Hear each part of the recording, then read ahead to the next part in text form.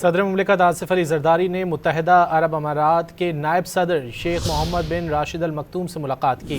اس موقع پر پاکستان UAE کے دو طرفہ تعلقات مزید مستحکم بنانے پر تبادلہ خیال کیا گیا۔ صدر پاکستان نے دبئی کی سیاحت اور ابھرتی ٹیکنالوجیز کے عالمی مرکز کے طور پر ترقی کو سراہا۔